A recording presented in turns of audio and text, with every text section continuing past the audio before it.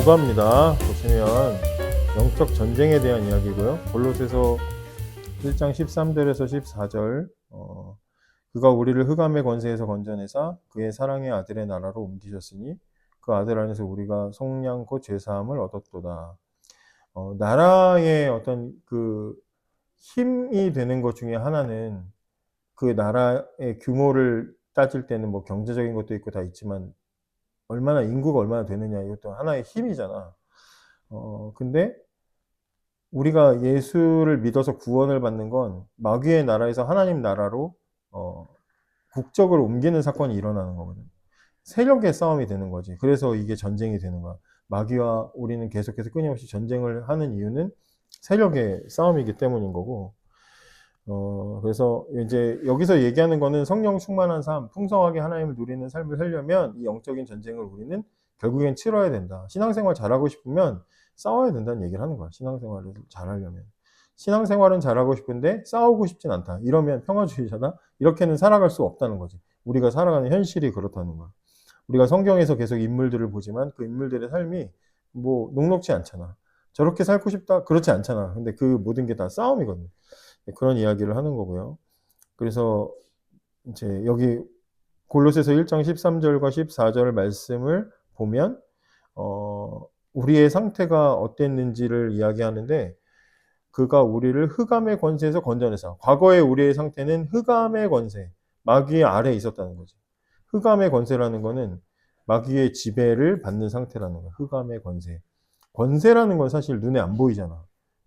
근데 실제적으로 있는 거지. 그래서 마귀의 장악 안에 있었던 상황이었는데 구원이라는 건 뭐야? 거기서 건져낸 거야. 그 나라에서 우리를 구출해낸 거야. 탈북을 한 거야. 이제 그런 상태를 이야기하는 거지.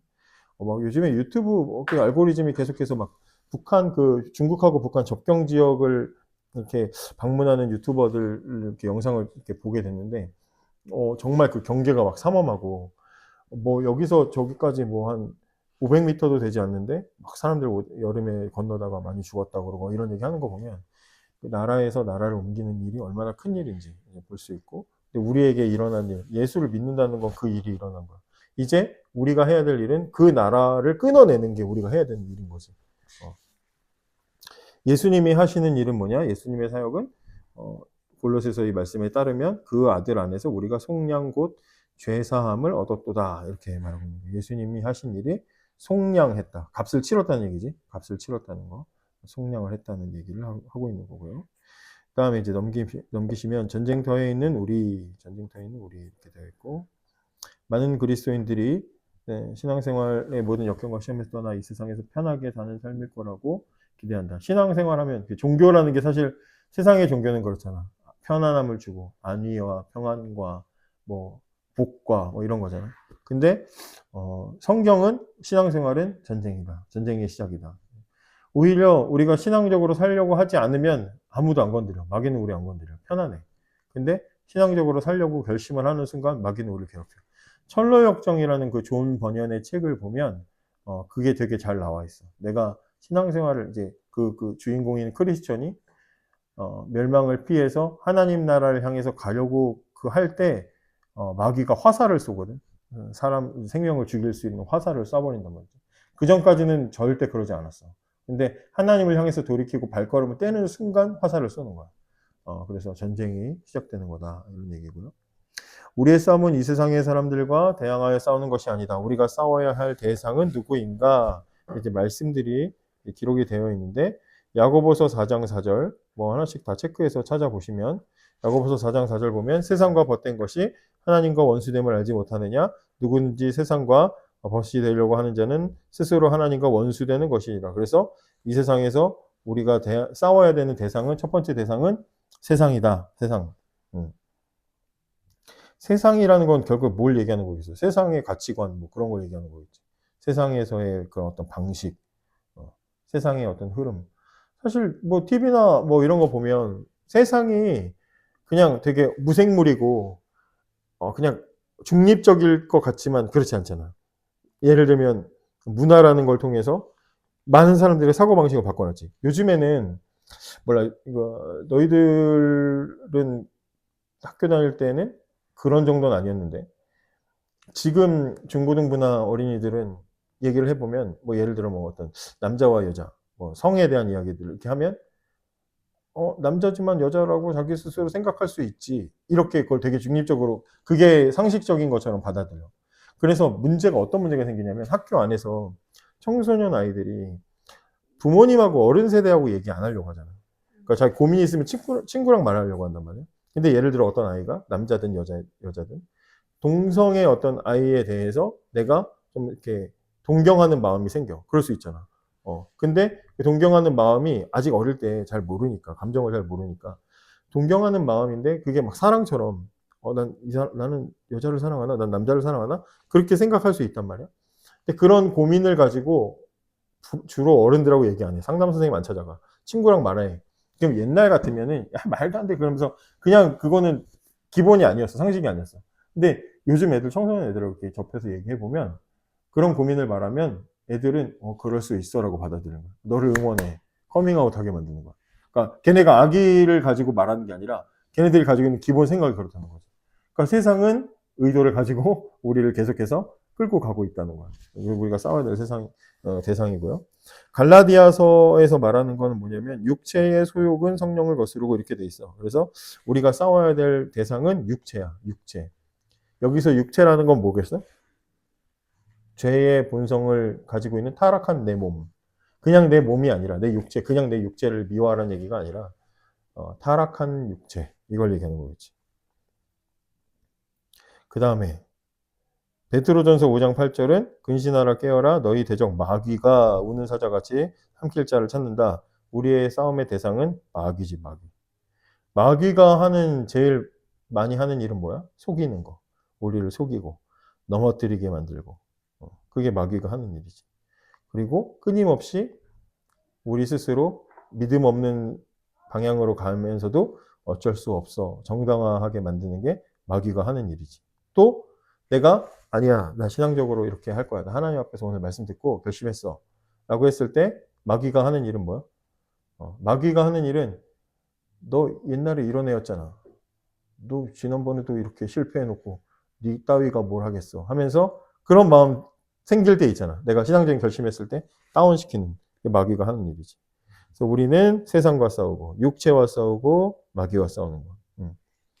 그거에 대한 이야기가 이제 그 밑에 하나씩 나옵니다. 여기서 세상의 의미는 무엇인가?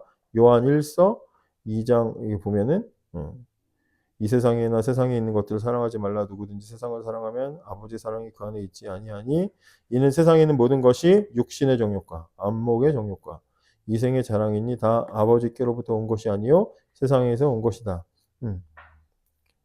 그러니까 세상은 하나님 없이 살아가려는 어떤 가치관과 시스템을 의미하는 것이고 세상과 친구가 되려는 마음은 곧 반대로 뒤집으면 하나님과 원수 되려는 마음인 거다. 세상과 친밀해지면 친밀해질수록 하나님과는 원수가 되는 거라고 성경이 분명히 우리에게 경고를 하고 있습니다. 예, 그런 것들을 보면 되고요. 그다음에 육체의 의미는 뭐냐? 육체의 의미는 아까 말씀 다 드렸죠. 육체의 의미는 뭐다. 그래서 갈라디아서 5장 19절에서 21절에 보면 구체적으로 나와 있어요. 여기 분해, 우상숭배, 호색, 음행, 여기 나와 있죠. 이거 분류를 하면 이렇게 나눌 수 있어요. 음행과 더러운 것과 호색은 성적인 타락을 얘기하는 거죠. 육체의 타락 중에 성적 타락이 음행, 더러운 것, 호색이야. 그러면 우상숭배, 또 주술 이런 건 뭐야? 거짓된 신앙이지. 거짓된 신앙. 그 다음에 관계의 문제, 틀어짐, 깨어짐, 다툼, 시기, 분냄, 분쟁, 분열. 이거는 우리 육체가 겪는 일들 중에 이제 인간 관계를 깨뜨리는 일들이고 또 자기 만족 또 죄죠. 자기 만족을 위해서 투기, 술 취함, 방탕함, 자신을 막 그냥 그렇게 풀어버리는 거. 자기 만족을 위해서 하는 거. 이게 다 죄와 싸워야 되는 일들, 육체와 싸워야 되는 내용들인 거죠. 이렇게 보면 될 것 같고요. 그 다음에 사탄은 뭐냐? 사탄은 아까 말씀드린 대로 속이는 자, 거짓의 아버지. 또 어디에 요한복음 12장에 보면 세상의 임금으로 표현되기도 합니다. 세상의 임금. 세상의 임금. 임금은 뭐야? 지도하고 백성들을 다스리잖아요. 다스린다는 건 어디로 끌고 가는 거잖아. 그러면 세상의 임금인 마귀도 뭔가 다스리고 끌고 가려는 방향이 있을 거 아니에요. 그게 어디겠어요? 멸망으로 끌고 가는 거지. 마귀는 우리를 멸망으로 끌고 간다. 그래서 우리는 이제 싸워야 되는 거죠. 그 다음에 하나님이 주신 무기로 무장하면 어떤 결과를 얻게 되는가? 에베소서 6장 10절, 11절 한번 찾아보시겠어요? 에베소서 6장 10절에서 11절 말씀을 찾아보면 유명한 말씀이죠. 끝으로 너희가 주 안에서와 그 힘의 능력으로 강건하여지고 마귀의 관계를 계략, 계책, 그런 거죠. 마귀의 관계를 능히 대적하기 위하여 하나님의 전신갑주를 입으라 이렇게 됐어요. 하나님이 주신 무기가 있는데 그 무기로 무장하면 어떻게 되느냐? 첫째는 강해집니다. 강건하여지고, 그죠? 그 힘의 능력으로 하나님의 무기로 무장하면 내가 싸우는 게 아니라 하나님 능력으로 싸우는 거기 때문에 강해져요. 내 힘, 내 감정, 나의 의지, 나의 능력으로 싸우는 게 아니라 하나님의 의지, 하나님의 능력, 하나님의 감정으로 싸우는 거기 때문에 강해집니다. 두 번째, 하나님이 주신 무기로 무장하면 어떻게 돼요? 마귀의 공격을 이길 수 있어요. 마귀의 관계를 능히 대적하기 위하여 이렇게 쓰니까 대적할 수 있다는 얘기잖아요. 그죠? 마귀의 공격을 이길 수 있다. 마귀는 되게 교묘해. 마귀는 우리 약점을 너무 잘 알아. 약점을 잘 알면 우리 혼자 싸우면 무너질 수밖에 없거든. 근데 하나님 무기로 무장하면 그걸 다 꿰뚫어 볼 수 있어. 너 이렇게 공격하려고 하는 거구나. 너 나한테 성적인 유혹을 주는 거구나. 관계적인 유혹을 주는 거구나. 물질로 나를 유혹하려고 하는구나. 어림도 없다. 이제 이렇게 만들어주는 게 하나님의 무기로 싸울 때 나타나는 힘인 거죠. 그리고 또 하나 뭐예요? 넘어지지 않고 끝까지 서 있을 수 있죠. 그 뒤에 이제 13절 보면 그게 나오는데, 흐름에서도 볼 수 있는 것처럼 하나님 전신갑주를 입고 싸우면 끝까지 그러니까 이길 수 있게 된다는 거죠. 이길 수 있도록 끝까지 감당할 수 있다. 믿음을 지킬 수 있다. 이렇게 할 수 있습니다. 무장하면 강해지고 마귀의 공격을 꿰뚫어보고 이길 수 있고 끝까지 넘어지지 않고 견딜 수 있다. 이게 이제 우리에게 필요한 부분들이겠죠. 에베소서 6장 14절에서 17절을 읽고 당신이 무장할 수 있도록 하나님 준비해 주신 거. 다음 그림 보면 되게 이상한, 이렇게 입고 싸워야 되나? 하여튼 이상하죠. 예? 제일 잘하는 찬양 중에. 그래, 맞아. 있잖아, 맞아. 전신갑주 입고. 맞아요. 자, 하나씩 이제 요거까지만 볼게요. 보면 처음 1번 뭐예요? 뭐의 허리띠? 진리의 허리띠. 그죠? 진리의 허리띠. 그런즉 서서 진리로 너희 허리띠를 띠고 이렇게 돼 있죠? 허리띠는 뭐예요? 중심이죠? 허리띠를 차고 있는 건 중심을 잡아주는 거예요. 군인이 싸울 때 그 옷을, 지금 여기 그림에 보면 이 옷이 약간 치마처럼 돼 있고 너플너플 하잖아요. 근데 이거를 또 위에는 이렇게 또 그 쇠로 된 부분들이 있는 거죠. 근데 이거를 잡아주는 거야. 이 중심을 잡아주지 않으면 어떻게 되겠어요? 흔들리는 거죠. 틀어지고 흔들리고 무너지는 거지. 그래서 진리의 허리띠라는 거예요. 진리로 우리 중심을 딱 붙잡고 있어야 마귀와 싸울 때 우리의 삶이 흔들리지 않는다는 이야기를 하는 거고요. 그 다음에 의의 호심경은 방탄조끼라고 지금 여기 잘 나와 있죠. 새 성경에는 흉배 이렇게 나와 있는데 심장을 보호하는 거예요. 생명을 보호하는 거죠. 심장을 보호하는 거. 뭐가요? 예수님의 의가 우리의 심장을 지켜준다라는 거죠. 우리가 내 스스로 의롭게 살아서 나를 지키는 게 아니라 예수님을 통해서 얻어진 의로 우리는 그렇게 살아가는 거예요. 그래서 의의 호심경. 그래서 우리는 좀 생각해 볼 필요가 있는 거죠. 내가 나의 착함과 나의 선함으로 살아가려고 하지 않는가? 돌아볼 필요가 있고. 그 다음에 평안의 복음을 전할 신이죠. 평안의 복음, 평안. 신발을 신는다는 건 뭐예요? 움직인다는 거죠. 나 지금 마트 갈게. 움직인다는 거예요. 나가는. 신발 안 신으면 안 움직이는 거죠. 신발은 움직이려고 하는 거다. 복음은 우리를 평안하게 하고 어디든지 흔들림 없이 나아가게 하는데 복음으로 준비된 사람은 어떤 상황에서도 이제 평안의 복음이라고 했으니까 어떤 상황에서도 그 복음의 약속이 우리를 평안하게 하고 어디든지 그것이 좋은 곳이든지 대적하는 곳이든지 핍박의 자리든지 가도록 만드는 거죠. 평안의 복음의 신. 그다음에 믿음의 방패. 방패는 막아주는 거죠. 방패. 공격이 있다는 얘기죠. 방패가 필요하다는 얘기는 전에도 뭐 설교할 때 그런 얘기 했지만 방패를 들었다? 아, 이건 지금 적의 공격이 있다는 거죠. 막지 않으면 내가 죽는다는 거예요. 그래서 필요한데 마귀가 우리를 계속해서 정죄하고 두렵게 하고 너까지 깨 지금 뭐 하겠냐? 우리 그렇게 공격하는데 우리는 뭘로 막을 수 있어요? 믿음으로. 난 그래도 나를 여전히 구원하시고 사랑하시는 하나님을 난 믿어 하고 견디는 거예요. 그렇게 견디게 만드는 거죠. 그래서 믿음이라는 거는 믿는 것 같아, 믿어지는 것 같아가 아니라 확신이에요, 확신. 확실한 거죠. 그다음에 구원의 투구, 구원의 투구죠. 투구는 머리를 보호하는 거죠, 머리. 여기서 머리는 생각을 얘기하는 겁니다. 생각. 우리의 생각을 보호하는 거죠. 구원받은 사람이다. 나 구원받았어. 이 확신이 없으면 어떻게 돼요? 신앙생활을 할 때 구원의 확신이 없으면 나가 떨어져. 핍박이 조금 오면 흔들리고 그러면 나가 떨어져. 근데 구원의 확신이 있으면 어떤 상황이 와도 견뎌내지. 그래서 이제 구원의 투구, 우리의 생각을 지키는 거예요. 어떤 상황이 있어도. 그다음에 성령의 검, 곧 하나님의 말씀 이렇게 돼 있어요. 검은 뭐예요? 공격하는 거죠. 공격. 하나님 이 영적인 전쟁에서 우리가 싸울 수 있는 무기는 공격 무기는 뭐밖에 없어요? 말씀밖에 없어요. 말씀으로 싸우는 거예요. 다른 걸로 세상 이기려고 해봐야 못 이겨. 다른 걸로 육체를 컨트롤 못 해요. 마귀를 대적할 수 없어요. 우리는 말씀으로 이겨야 된다. 이 얘기를 하는 겁니다. 하나님 말씀. 자, 영적 전쟁에 대항하기 위해 말씀의 검을 어떻게 준비해야 하는가? 여기 말씀에 보면 청년이 무엇으로 그의 행실을 깨끗하게 하리까? 주의 말씀만 지킬 따름이니이다. 내가 주께 범죄하지 아니하려 하여 주의 말씀을 내 마음에 두었나이다. 영적인 전쟁에 대항하기 위해서 우리가 준비해야 될 것이 무엇인가? 첫 번째로는 말씀을 깊숙이 저장하고 있어야죠. 말씀을. 주의 말씀을 내 마음에 두었다 그랬으니까, 그죠? 말씀을 마음에 깊이 두어야 돼. 그러니까 머리로 그냥 외우는 것으로 끝나는 게 아니라 내 삶에서 적용해야 되는 거죠. 그 싸움이 쉬운 게 아니지. 지금 계속 뭐 야곱 설교도 하고 뭐 아브라함 설교도 하고 다 그런데 아는데 삶으로 살아내는 거에는 그게 쉽지 않은 거지. 근데 쉽지 않다는 것조차 우리가 다 알아. 근데 이걸 살아내게 만드는 그 사이에 말씀과 실제 우리의 삶의 그 사이에 뭐가 있는 거야? 기도가 있는 거야, 기도. 기도를 통해서 이렇게 살아가는 거지.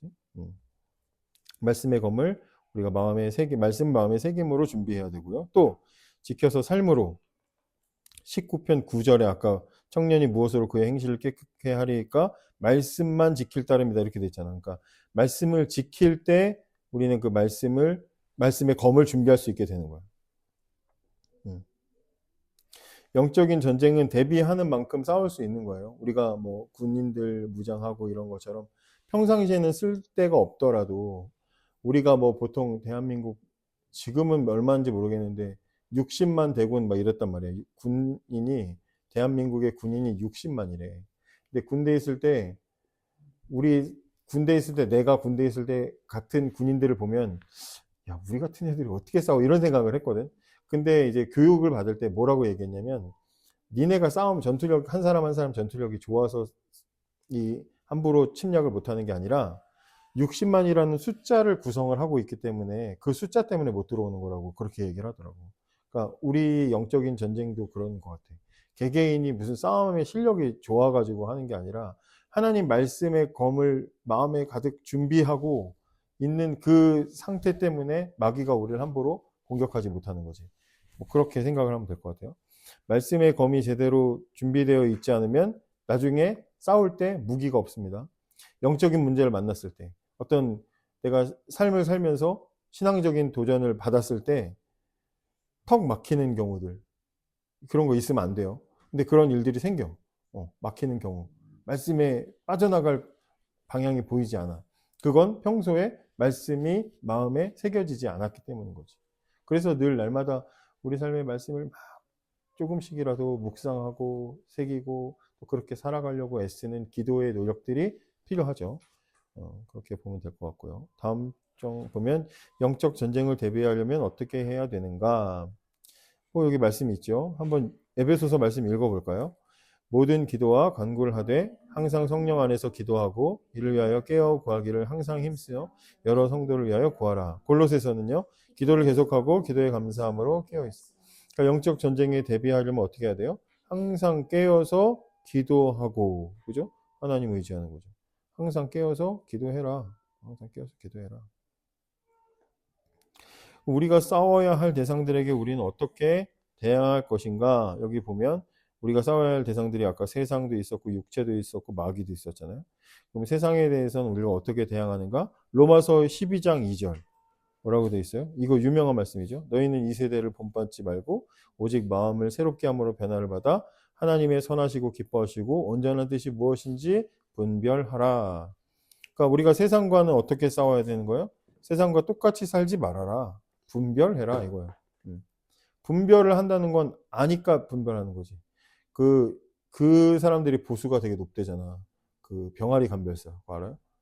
병아리가 암수 구별이 되게 어렵대. 근데 그거 구별할 줄 아는 사람들이 페이가 되게 높다고 그러잖아. 구별을 한다는 건 지식을 가지고 있다는 거잖아. 왜 해보게? 지식이 있다는 거잖아. 그러니까 영적인 분별을 하려면 영적인 지식이 있어야지 분별이 가능한 거죠. 근데 영적인 분별력을 가지고 있어야 되고, 그런데 그 분별력을 가지고 어떻게 해요? 세상을 따라서 사는 게 아니라 하나님의 기준을 따라서 살아가야 되는 거지. 사실 참 그런 것 같아. 나도 인스타에 유혹을 되게 많이 받는데 인스타에서 클릭하다 보면 어느새 알리익스프레스에 접속해가지고 쓸모도 없는 뭐 보조 배터리 같은 걸 막 보고 있어. 정말 필요한 것처럼. 그러니까 사람을 혹하게 막 만드는 막 그런 것들이 있잖아요. 네, 그런 세상의 정말 수많은 장치들 속에서도 기준을 명확하게 가지고 살아야 된다는 거. 세상에 대해서는 그런 분별력이 필요하다는 게 답이고요. 육체에 대해서는 어떻게 하느냐? 갈라디아서 5장 16절에 보면 내가 이르노니 너희는 성령을 따라 행하라. 그리하면 육체의 욕심을 이루지 아니하리라. 성령의 인도하심을 따라서 살면 육체의 욕심을 이기게 된다. 이 얘기는 핵심은 뭐냐면 내 힘으로 나를 이겨야지. 극기, 자아를 이기는 극기를 통해서가 아니라 수련을 통해서가 아니라 오늘 우리가 진짜 읽은 성경의 야곱의 이야기가 딱 정확하게 그 이야기지. 하나님 항복하면 하나님이 이끌어 주신다. 지금 그 얘기를 하는 거죠. 오늘 말씀을 잘 묵상하고 적용해 보면 좋을 것 같아요. 그리고 오늘 필수적으로 이번 주에 그 오전 예배 담임 목사님 설교 10편 40편 설교하셨는데 오늘 아침에 들으면서 역시 내가 설교하는 거에 딱 적용되는 말씀이네 라고 생각을 했거든요. 그래서 꼭 필수적으로 한번 들어보시기 바랍니다. 그래서 그게 육체에 대항하는 방법이고요. 다 쉽지 않지. 기도의 자리가 무릎이 나갈 정도로 기도해야 되는 거죠.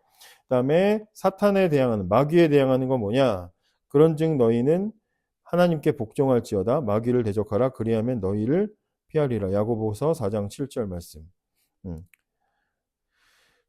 마귀를 대적하려면 하나님께 완전히 순종하고 복종할 때 마귀를 대적하는 거다. 이것도 역시 하나님의 힘으로 하나님께 복종한다는 건 하나님을 따르겠다는 거잖아.